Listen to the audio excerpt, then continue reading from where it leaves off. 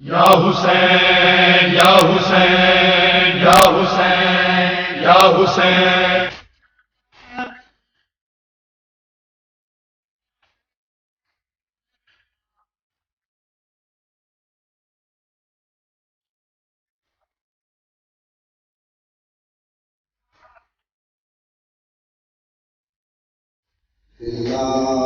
من الشيطان اللعين الرجيم. بسم الله الرحمن الرحيم. الحمد لله الذي هدانا لهذا وما كنا لنهتدي لولا أن هدانا الله. لقد جاءت رسل ربنا بالحق ثم الصلاة والسلام والتحية والإكرام السيد أسلم ما في الوجود. سر الله في كل موجود ونقطة دائرة الوجود. صاحب المقام المحمود مولانا ومولى الحسن والحسين أبي القاسم محمد. اللهم صل على محمد وآل محمد وآله الطيبين الطاهرين المعصومين المنتجبين. ولعنة الله على أعدائهم أجمعين من الآن إلى قيام يوم الدين. أما بعد، فقال الإمام حسين عليه الصلاة والسلام: إني لم أخرج أشرا ولا بدرا ولا مفسدا ولا ظالما، إنما خرجت لطلب الإصلاح في أمة جدي رسول الله، وأريد أن أمر بالمعروف وأنهى عن المنكر، وأريد أن أسير بسيرة جدي أبي. صلوات پڑھیں محمد وآل محمد. اللهم صل على محمد وآل محمد. آئیں ہم اس مقدس مقام پہ موضوع پہ گفتگو کرنے سے پہلے ہمارا وتیرہ اور ہماری روش یہ ہے کہ ہم خصوصاً جوانان پاکستان جو اس وقت اس آزاداری کا اہتمام کیا ہے، اس مجلس کا جو اہتمام کیا ہے، پروردگار ان کی توفیقات میں اضافہ فرما. جس جوان نے سبحان کے حوالے سے، درہم کے حوالے سے، محنت کے حوالے سے جس کا جو اس میں حصہ ہے، پروردگار بحق محمد وآل محمد ان کے رزق میں، مال میں اضافہ فرما. پروردگار ان کے مرحومین کے گناہ صغیرہ کبیرہ معاف فرما. پروردگار ان کو مزید ہر سال ہر وقت آل محمد کے فضائل و مصائب علوم آل محمد کو نشر و اشاعت کرنے کی توفیق عطا فرما. پروردگار ان کے مرحومین کے گناہ صغیرہ کبیرہ معاف فرما. پروردگار جو مومن مومنات مریض ہیں ان کو شفاء کاملہ عاجلہ عطا فرما. پروردگار جو مومن مومنات اس مرض مزین میں مبتلا ہے ان کو شفاء کاملہ عاجلہ عطا فرما. جس مومن مومنہ نے دعا کے لیے کہا ہوا، پروردگار ان کے حوالے شریعت کو پورا فرما. پروردگار مدرسہ تعلیم قرآن و احکام للبنات کے تمام اراکین ممبران جو ہے ان کی توفیقات میں اضافہ فرما. جو اشخاص اس وقت ہمارا مدرسہ تعلیم قرآن و احکام کے لیے تعاون کر رہے ہیں ان کے رزق مال میں اضافہ فرما. ان کے مرحومین کے گناہ صغیرہ کبیرہ معاف فرما. درود بھیجے محمد وآل محمد. اللهم صل على محمد وآل محمد. عزیزان محترم و مکرم و صاحبان علم، میں آپ لوگ کے سامنے مولا حسین علیہ السلام کا وہ قول، وہ معروف قول، اس کی تلاوت کرنے کا شرف حاصل کیا. مجلس امام حسین علیہ السلام میں کمیت شرط نہیں ہے، کیفیت شرط ہے۔ کمیت کم و زیادہ ہمارے معاشرے میں اگر آپ کوئی مجلس کا اہتمام کریں تو وہاں پر کمیت کو دیکھا جاتا ہے۔ ماشاءاللہ جی آج اس کے مجلس میں لاکھوں افراد نے شرکت کی، واہ جی واہ جی، ذاکر صاحب نے ایسا مصائب اور ایسے فضائل بیان کیے کہ ہزار لوگ نے شرکت کی، ہزار۔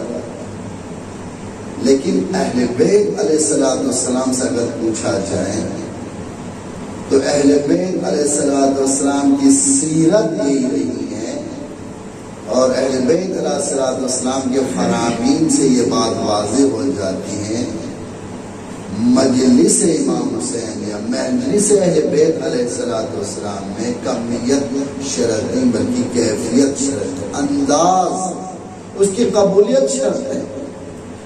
اگر میرا نظریہ، میری نیت یہ ہو کہ اس مجلس میں نے اس علامہ صاحب کو بلانا ہے، اس مولانا صاحب جو معروف ترین ہے، جو سوشل میڈیا پہ چھایا ہوا ہے، میں اس کو بلا رہا ہوں، میں اس ذاکر کو بلا رہا ہوں جو اس وقت معروف ہے، تاکہ میری مجلس میں زیادہ سے زیادہ لوگ شرکت کریں۔ اس کی مجلس اور وہ شخص کہ جو ذکر امام حسین سمجھ کر اپنی استطاعت کے مطابق کسی بہترین اچھے خطیب کو بلا کر خلوص نیت کے ساتھ اگر مجلس اہتمام کریں تو اس شخص کی قبول ہوگی کہ اس کی کیفیت کے انداز یہ تھی۔ مجلس امام حسین میں جب محرم کا چاند نظر آتا ہے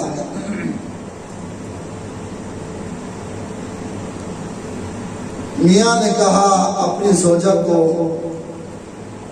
محرم کا چاند نظر آیا ہے، لیکن نیاز کا اہتمام، تبر کا اہتمام ہماری حیثیت نہیں ہے۔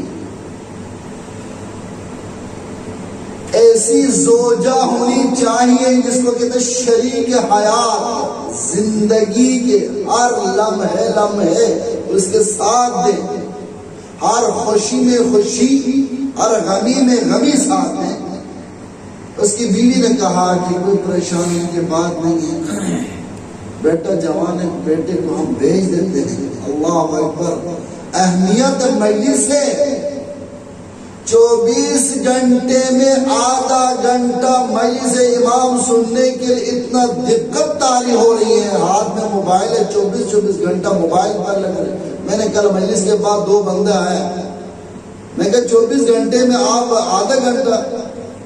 آغا صاحب آپ سچ کہہ رہے ہیں کہ میں صبح یعنی رات تقریباً میں 8 بجے فارغ ہوتا ہوں، 8 بجے سے اگلا دن 6 بجے میں فارغ ہوتا ہوں، پھر میں کیا کروں؟ کیا کرتے ہیں؟ کیا موبائل میں گیم کھیلتا رہتا ہوں۔ ہمیں اس وقت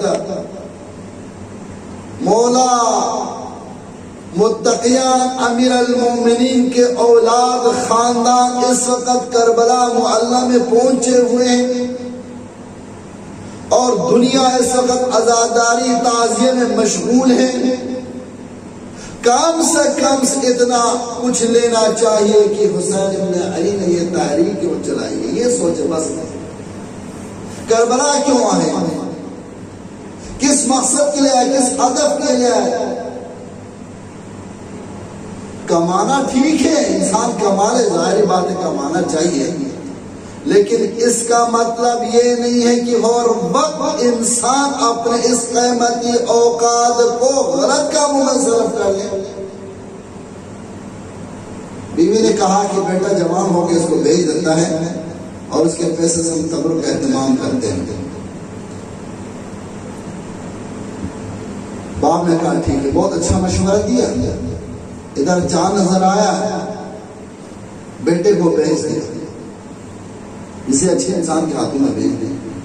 جو پیسہ ملا اعلان کیا کہ محرم الحرام کا چاند نظر آیا ہے، عزاداری کا ہم نے اہتمام کیا ہے، ماتمداری کا اہتمام کیا، آپ لوگ آ جائیں۔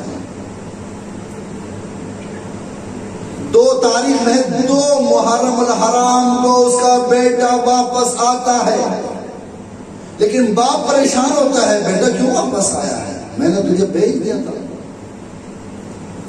کہا کہ بابا جان میں اکیلا نہیں آیا، میں بھاگ کے نہیں آیا، بلکہ جس بندے کے ہاتھ میں آپ نے مجھے بھیج دیا تھا اس نے کہا بیٹا جاؤ اپنے بابا کے گھر جائے، میں نے تجھے آزاد کر دیا ہے۔ باپ سے کہیں تیرا بیٹا بھاگ کے نہیں آیا، میں نے آزاد کر دیا ہے۔ لیکن باپ کو یقین نہیں آیا، بیٹا مجھے یقین نہیں آتا، چونکہ ایک عظیم مقصد کے لیے میں نے تجھے بھیجا تھا، ایک عظیم ہدف کے لیے میں نے تجھے فروغ کیا تھا۔ اس تبرک پہ میرے امام حسین نے مجلس کا اہتمام کرنا ہے۔ کہا بیٹا میں خود جاتا ہوں۔ بیٹے کو ساتھ لے کے جاتا ہے، اس کے دروازے پر دستک دی، نکلا، کہا کہ آپ نے میرے بیٹے کو واپس کیوں بھیجا ہے؟ کہا اے شخص میں راضی ہوں، تیرا بیٹا بھاگ کے نہیں آیا ہے، میں راضی ہوں، میں نے آزاد کر دیا، میں نے تجھے واپس کر دیا ہے۔ اس نے کہا اس کا سبب؟ کہا اے شخص خدا آپ کے اس عزاداری کو قبول فرمائے، آج رات میں خواب میں دیکھا، خواب میں کیا دیکھ رہا ہوں؟ ایک پردہ دار خاتون میرے سامنے آتی ہے، کہتی ہیں اے خدا کے بندے، آپ اس کی اولاد کو، اس کے بیٹے کو واپس کر دے، جس مقصد کے لیے اس نے تیرے ہاتھوں پہ بھیجا ہے، تمہاری جنت کا ضامن میں ہوں، اور تمہارے تمام گناہ صغیرہ کبیرہ بھی میں معاف کر دیتی ہوں۔ میں نے جب نیند سے اٹھا تو میں ڈر گیا، خوف، بی بی اس کو خواب میں آیا، لہذا میں نے تیرے بیٹے کو واپس کر دیا ہے۔ بڑے مشکلات اور مسائل اٹھا کر اس مجلس امام حسین ہمارے ہاتھوں پہ پہنچے ہیں، کتنی قربانیاں دی ہیں لوگوں نے اس پہ، کتنی مسائل اٹھایا ہے، آسان نہ سمجھے، بہت مشکلات سے یہی مجلس کی جو سبب بن رہا ہے ہم تک مسائل شریعت پہنچ رہے ہیں، یہی مجلس امام حسین ہے، اس کی سبب، اس کی بدولت سے ہمیں تاریخ معلوم ہو رہا ہے، یہی مجالس امام حسین ہے جس کی سبب سے ہمیں معلومات ملتا ہے، رزق یقین ملتا ہے۔ صلوات پڑھیں محمد و آل محمد پر۔ اللہم صلی علی محمد و آل محمد۔ ہمارا موضوع ہے امر بالمعروف نہی عن المنکر۔ امر بالمعروف نہی عن المنکر۔ ہر معاشرے میں 3 گروہ کے لوگ ہیں۔ میں نے کہا تھا پہلا گروہ جس کو مظلوم کربلا حسین نے کہا مجھے ایسے گروہ چاہیے، جس کو آپ دوسرے لفظوں میں کہہ سکتے ہیں حسین ہے۔ جو تیسرا گروہ ہے وہ پکا یزیدی ہے، جو درمیان میں جو دوسرا گروہ ہے وہ یزید کے ساتھ ہے۔ اب جو پہلا گروہ ہے جو خود اچھے کام بھی کرتے ہیں اور دوسروں کو تلقین بھی کرتے ہیں، یعنی امر بالمعروف بھی کرتے ہیں اور ساتھ ساتھ نہی عن المنکر بھی کرتے ہیں، حسین بن علی کو ایسے گروہ کی ضرورت ہے۔ مظلوم کربلا کو ایسے گروہ کی ضرورت ہے۔ ان کی صفات کیا ہے؟ پہلے گروہ جو خود اچھے کام کرتے ہیں اور دوسروں کو اچھائی کا حکم دیتا ہے، برائی سے روک دیتا ہے. ان کی صفات کیا ہے؟ پہلی صفت یہ ہے کہ وہ لوگ مخالفت نفس کیا کرتے تھے. نفس کو، نفس خواہشات نفس کو مارتے تھے. حسین ابن علی کی جو تحریک میں سب سے زیادہ وہی پہلے والے طبقے لوگ شامل تھے جو امر بالمعروف اور نہی عن المنکر کیا کرتے تھے. ان کی پہلی صفت یہ تھا کہ وہ نفس امارے کو، نفس خواہشات نفس کو مار دیتے، ختم کر دیتے. مدینے میں بہت سے لوگ تھے. کہا یہ اپنا رسول اللہ کیوں خروج کر رہے ہیں؟ آرام سے بیٹھے، بہت مال مل رہا ہے، دولت مل رہا ہے یزید کی طرف سے، کھائیں پیے آرام سے بیٹھے. مختلف امام حسین علیہ السلام کو مختلف چیزوں سے لالچ بھی دیے ہیں، لیکن چونکہ ایک فاسق فاجر، ایک اسلام کے ساتھ کھیلنے والا شخص، دین کے ساتھ کھیلنے والا شخص، اس لیے امام نے کہا تھا مثلی لا یباع مثلہ، مجھ جیسا اس جیسے یہ کبھی بھی بیعت نہیں کر سکتا ہے.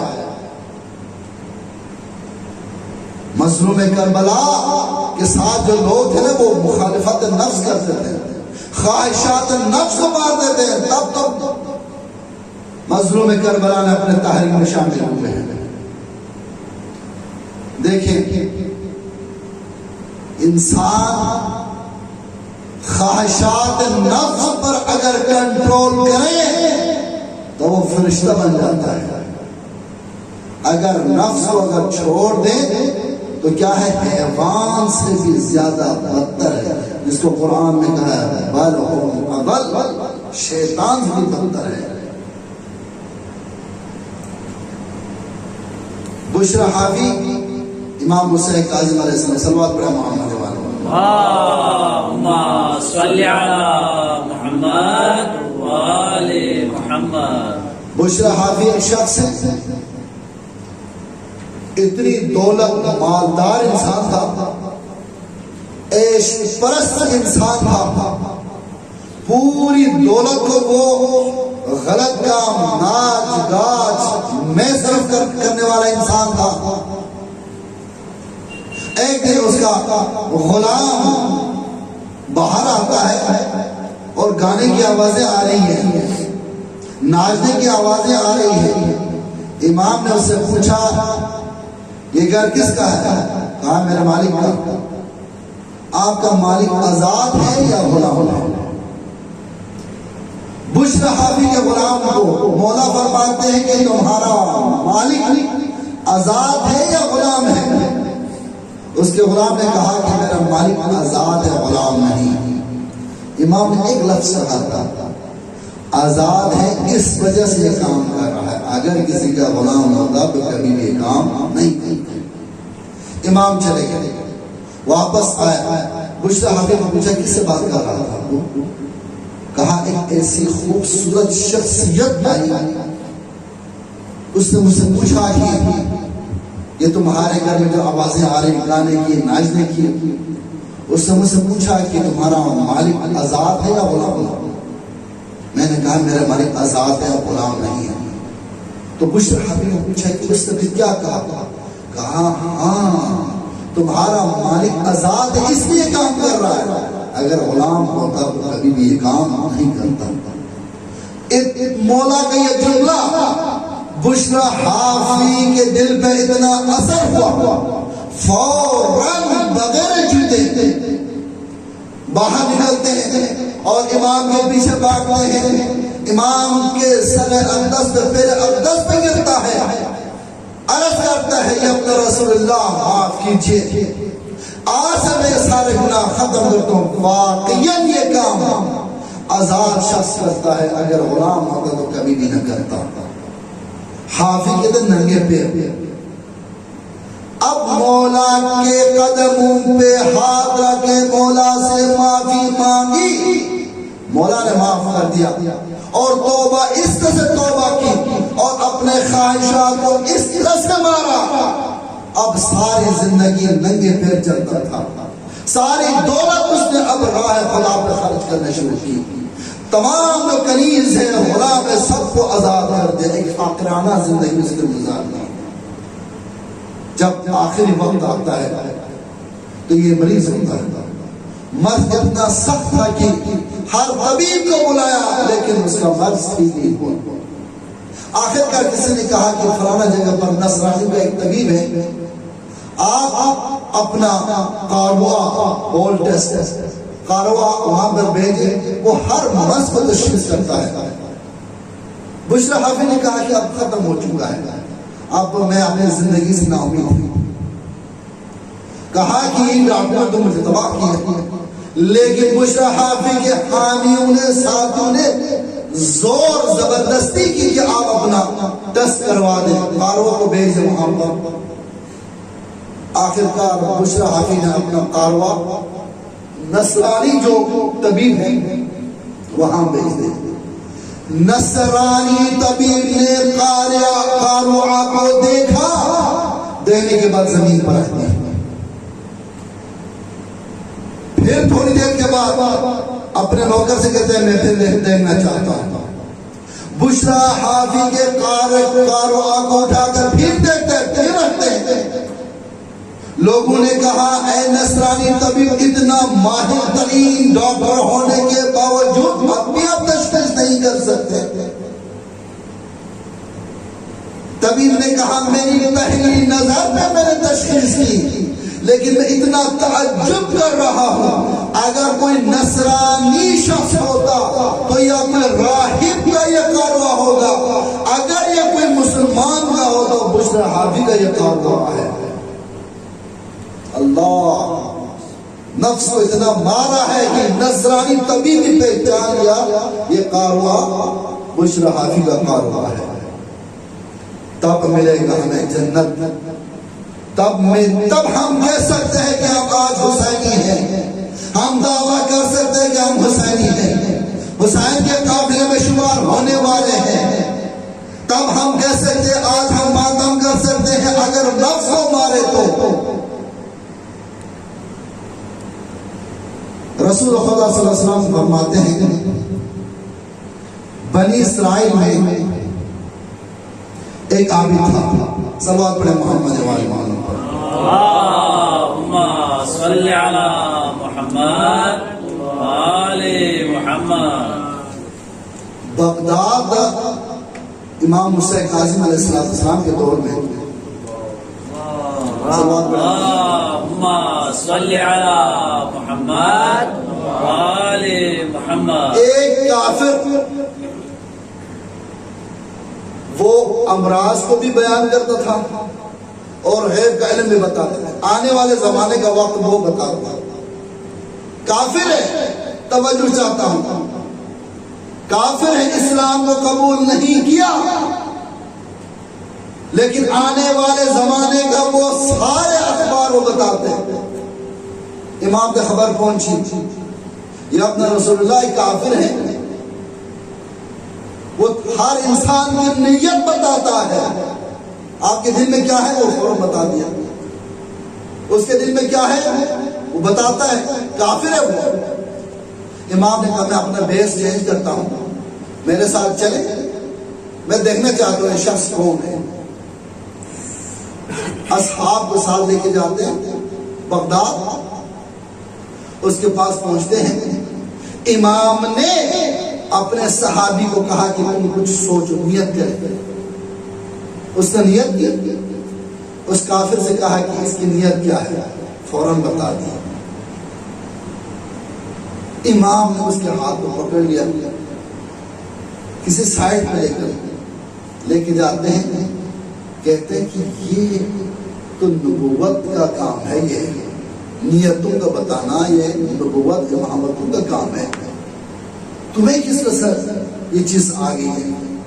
توجہ، ایک نقطے کو لینا ہے، کافر ہے، اسلام کو قبول نہیں کیا ہے، نہ رسول، نہ پیغمبر، نہ نبی، نہ ائمہ طاہرین، نہ خدا، نہ عادل، کافر ہے۔ امام نے کہا یہ تو نبوت کا جز ہے، نیتوں کا بتانا، یہ تم نے کہاں سے سیکھ لیا ہے، کہاں سے آیا ہے؟ لیکن اس کافر نے کہا میں نے اپنے نفس کو مارا ہے، نفس کی مخالفت کی ہے، اس وجہ سے میں اب لوگوں کی نیت کو بتاتا ہوں، نیتوں کو میں بتاتا ہوں۔ امام نے کہا اچھا تم نے مخالفت نفس کی ہے؟ جی ہاں، یہ چیز مخالفت نفس کرنے کی وجہ سے آئی ہے۔ تو امام نے کہا کہ کیا تمہارے اس نفس کے سامنے تم نے اسلام کو رکھا ہے، کبھی دین کو رکھا ہے؟